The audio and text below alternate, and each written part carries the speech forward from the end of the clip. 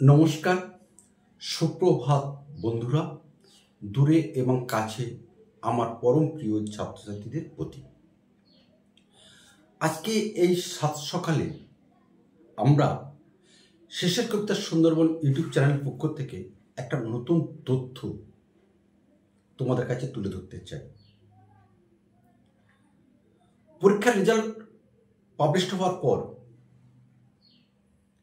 আমরা অধিকাংশ ছাত্রছাত্রীদের মুখে আমরা শুনি যে স্যার, আমি তো ভালো পরীক্ষা দিয়েছি, এই রেজাল্টটা কেন আমি ফেল করলাম?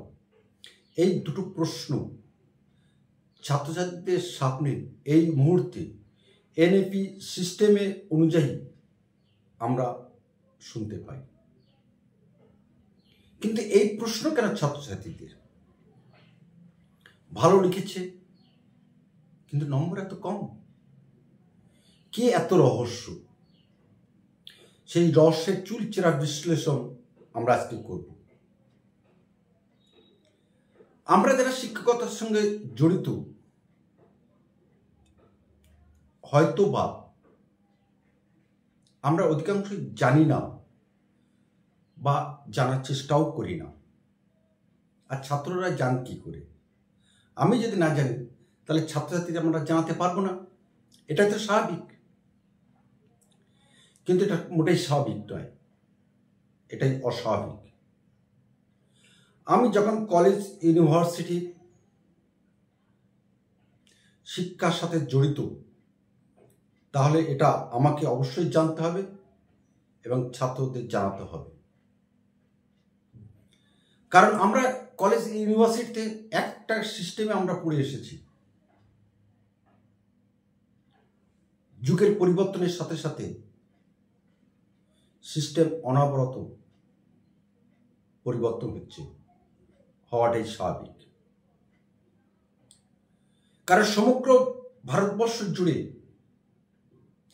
একটা সিস্টেম চালু হয়েছে, ন্যাশনাল এডুকেশন পলিসি 2020। এই শিক্ষাক্ষেত্রে কোনো জায়গায়, কোনো প্রদেশে, কোনো রাজ্যে সিস্টেমের কোনো বৈষম্য নেই। একই সিস্টেম অনুযায়ী, অর্থাৎ একই ছাতার তলায় সমস্ত ছাত্রদের আসতে হচ্ছে।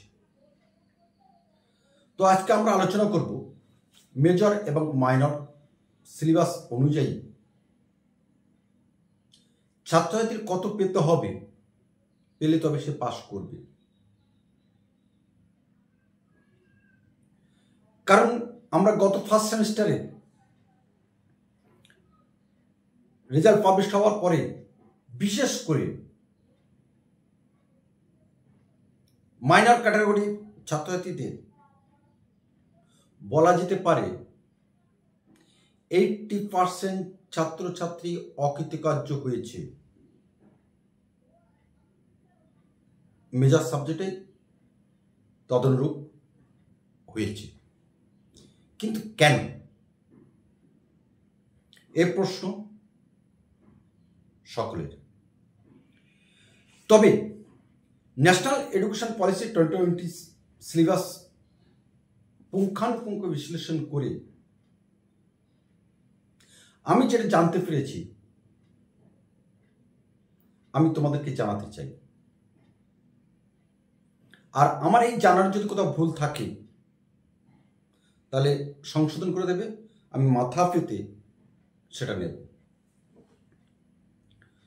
কারণ তোমরা ইতিমধ্যেই জানো, শেষের কবিতা সুন্দরবন ইউটিউব চ্যানেল মানে একটা চ্যালেঞ্জের জায়গায় দাঁড়িয়ে আছে। আমরা যে কোনো মুহূর্তে, যে কোনো বিষয়ে চ্যালেঞ্জে মোকাবিলা করতে আমরা রাজি আছি। আসুন, লাইফে আসুন, আমরা প্রস্তুত আছি। আমরা ছাত্রদের বিপথে পরিচালিত করব না, এ আমাদের দৃঢ় প্রতিজ্ঞ। এই সময়কালের মধ্যে, গত 7 দিনের মধ্যে অসংখ্য কলেজের ছাত্রছাত্রীরা, বিশেষ করে ছাত্রীরা আমাদের ইউটিউব চ্যানেলে মন্তব্য করছে। আমার হোয়াটসঅ্যাপে এমন একটি মন্তব্য এসেছে আমি যদি সেটা পাবলিশ করি, শিক্ষার সাথে যারা জড়িত হতবাক হয়ে যাবেন। কি চলছে? একটা ছাত্রছাত্রীর মুখের ভাষা এমন হবে কেন? তার মন মানসিকতা এমন হবে কেন? সেটা পড়তে চায়, আমাদের কাছে জানতে চায়। এটাই কি তার অপরাধ? মোটেই না। তবে আমরা ভিন্ন পথে যাব না। আমাদের আজকে আলোচ্য বিষয় national education policy NEP syllabus অনুযায়ী যে নাম্বারের যে বিভাজন, সেই বিভাজন নিয়ে আমরা আলোচনা করব। আমরা জানি প্রতিটা বিষয়ে সাবজেক্ট ছাত্রদের আবার 100 নম্বরের পরীক্ষা দিতে হবে। এই 100 নম্বরটা 4টি ক্যাটাগরিতে ভাগ হয়েছে, সেটা আমরা আলোচনা করব। এর মধ্যে 100-র মধ্যে 50 আর 50 বিভাজন। প্রথম 50 আসি আমরা, এটা কলেজ অভ্যন্তরের মূল্যায়ন। এখানে 10 নম্বর নির্ধারিত হয়েছে ছাত্রছাত্রীদের উপস্থিতির উপর। অর্থাৎ একটা ছাত্র বা ছাত্রী কলেজে যদি উপস্থিতি তার ভালো হয়, সে 10-এর মধ্যে 10 পাওয়ার সক্ষমতা সে অর্জন করবে। কিন্তু সেই বিষয়ে এটা কিন্তু প্রত্যেকটা বিষয়ের উপরে 10 নম্বর আছে। 3টি বিষয় মিলে এই 10 নম্বর নয়। ধরুন আমি ধরে নিলাম আমার মাইনর সিলেবাসের আমি ছাত্র, আমার সিলেবাসে আমি যে বিষয়গুলো আমি নিয়েছি বাংলা, এডুকেশন এবং ফিলোসফি। এই বাংলা আমাকে ফার্স্ট বা সেকেন্ড সেমিস্টারে 100 নম্বরের পরীক্ষা দিতে হবে। এই 100 নম্বরের মধ্যে 50 নম্বর আমার ইন্টারনাল অর্থাৎ আভ্যন্তরীণ মূল্যায়ন, আর 50 নম্বর আছে এক্সটার্নাল, যেটা আমাদের বাইরে কলেজে গিয়ে পরীক্ষা দিতে হয়। এটা গেল বাংলা। ঠিক এডুকেশনের ক্ষেত্রে 100 নম্বর আছে, 50-50। তদনুরূপ ফিলোসফির ক্ষেত্রে আবার 100 নম্বর আছে, 50-50। অর্থাৎ 3টি বিষয় মিলে দেখা গেল 30 নম্বর তার অ্যাটেন্ডেন্স অর্থাৎ কলেজে উপস্থিত হওয়ার জন্য।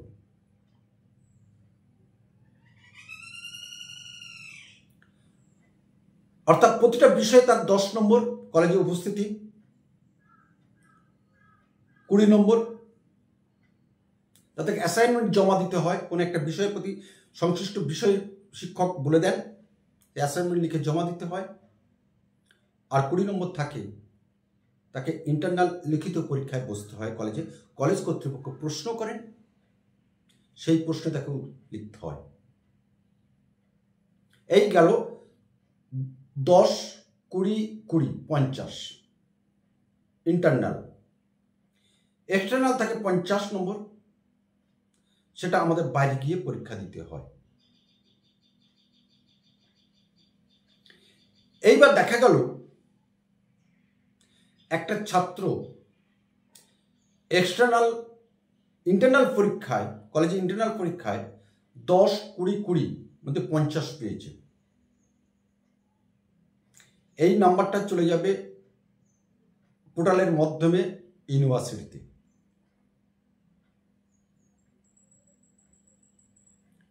এখানে এই যে 50 নম্বর সে পেয়েছে, এই 50 নম্বর তার রেশিও হবে, ভাগ হবে এইভাবে 20%।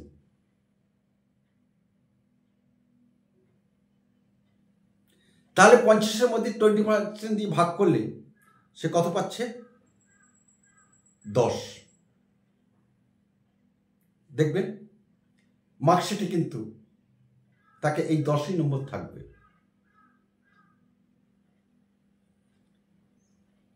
এবং এক্সটার্নাল পরীক্ষায় ধরে নিলাম সে 40 পেয়েছে, 50-এর মধ্যে 40 পেয়েছে। এখানে তাকে ভাগ করা হবে 40% দিয়ে, অর্থাৎ সে এক্সটার্নাল পরীক্ষা পেয়েছে 16। তাহলে এখানে কি দাঁড়ালো? এদিকে 10 আর এদিকে 16, কত হলো? এই বাংলা সে পেল 10 আর 16, 26 নম্বর পেল। এখন ঠিক এইভাবে এক্সটার্নাল 40% দিয়ে ভাগ করা হয় এবং ইন্টারনাল পরীক্ষায় 20% দিয়ে তাকে ভাগ করা হয়, করে নাম্বারটা তার আসে। এইভাবে 3টি বিষয় তারও এই নাম্বারটা সেখানে যোগ করা হয়। ঠিক মেজর সাবজেক্টের ক্ষেত্রে ঠিক এই রেশিওতে তার ভাগ হয়।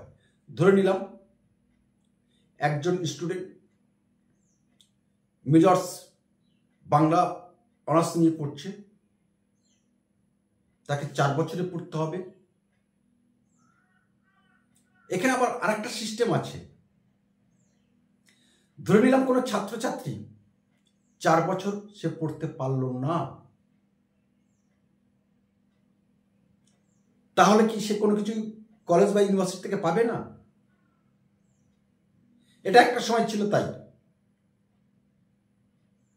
সে যদি 1 বছর পড়াশোনা করে পাস করে থাকে, ফার্স্ট সেমিস্টার এবং সেকেন্ড সেমিস্টার, তাহলে ইউনিভার্সিটি তাকে একটা শংসাপত্র দেবে 1 বছরের মাথায় গিয়ে।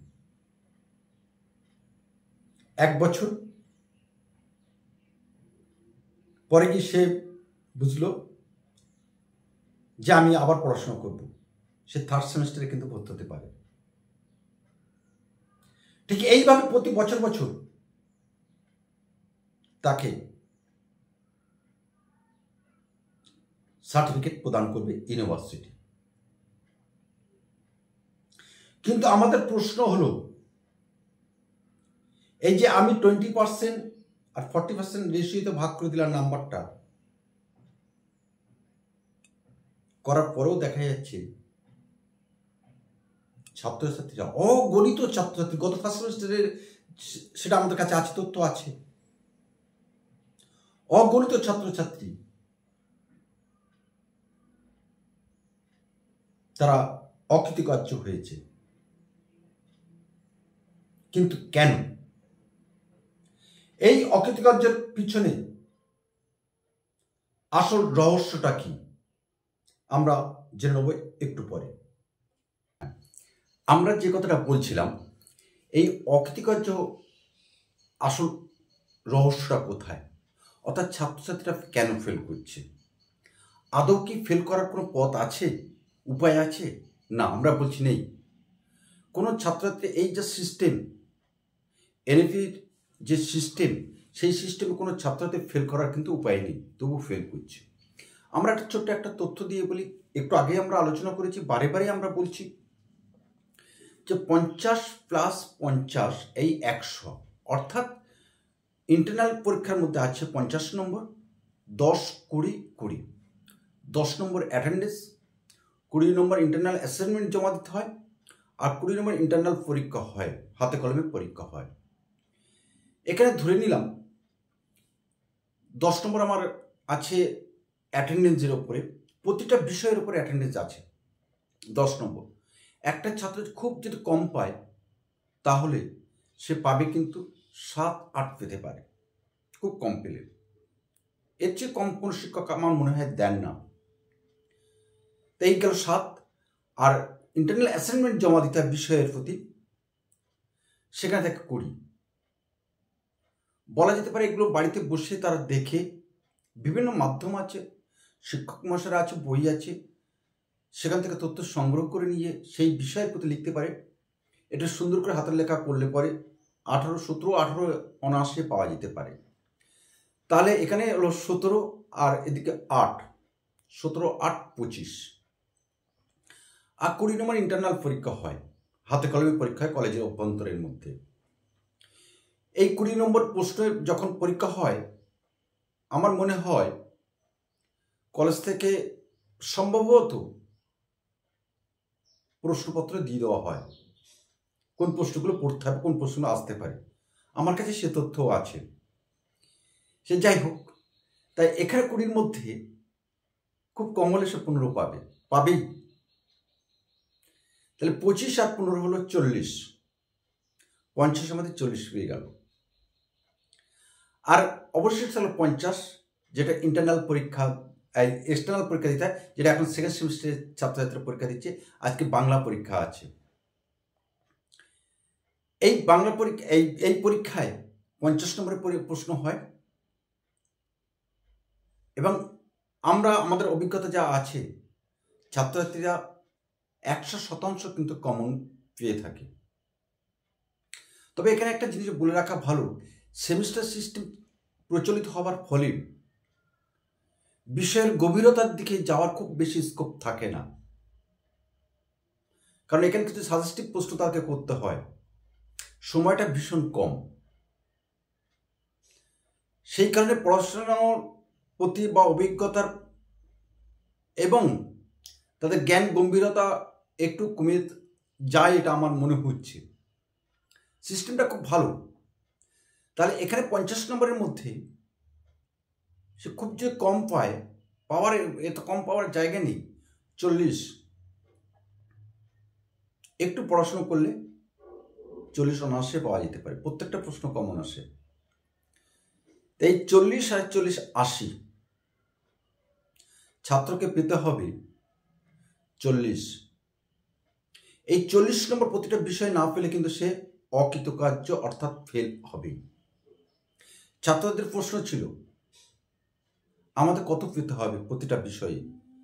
ন্যূনতম পেতে হবে তাদেরকে 40, ন্যূনতম তাদেরকে 40 পেতে হবে। 40 পেলেই তবে সে পাস করতে পারবে। তো আশা করছি আমরা এই যে ভিডিওটা তৈরি করলাম, একটাই কারণ, গতবারে ফার্স্ট সেমিস্টারের ছাত্রছাত্রীদের দিকে তাকিয়ে। কারণ যেহেতু ফার্স্ট সেমিস্টারে অগণিত ছাত্রছাত্রীরা ফেল করেছে, অকৃতকার্য হয়েছে, তারা যাতে আর পুনরায় ওই পথে পদার্পণ না করতে পারে, তাদের সতর্ক করে দেওয়ার জন্য এই নম্বর বিভাজন আমরা সেমিস্টার সিস্টেমের এনইপি ন্যাশনাল এডুকেশন পলিসি অনুযায়ী আমরা এটা আলোচনা করে দিলাম। তা আশা করছি তোমাদের এই আলোচনা তোমাদের ভালো লাগবে এবং এইভাবে যদি তোমরা পড়াশোনাটা করো, আমার মনে হয় কারোর সাধ্য নেই তোমাকে আটকিয়ে রাখা। এখানে কিন্তু অনায়াসে 70 থেকে 80 নম্বর পাওয়ার একটা বিস্তর একটা সুযোগ আছে, শুধুমাত্র একটু পড়াশোনা করতে হবে। নাইবা করলাম মাধ্যমিক বা উচ্চ মাধ্যমিক স্তর মতো পড়াশোনা খুব স্বাভাবিকভাবে পড়লেই কিন্তু এই 80 নম্বর আমরা আর্ন করতে পারি। তো আসি, আমরা পরবর্তী ভিডিওতে অন্য কোনো একটা তথ্য নিয়ে তোমাদের সামনে চলে আসবো এবং এই তথ্য যদি তোমাদের ভালো লাগে অবশ্যই আমাদের পাশে থেকো এবং বন্ধুদের মধ্যে এই তথ্যটি একটু জানিয়ে দিও। নমস্কার, আবার কোনো একটা ভিডিও তোমাদের সাথে আমার দেখা হবে।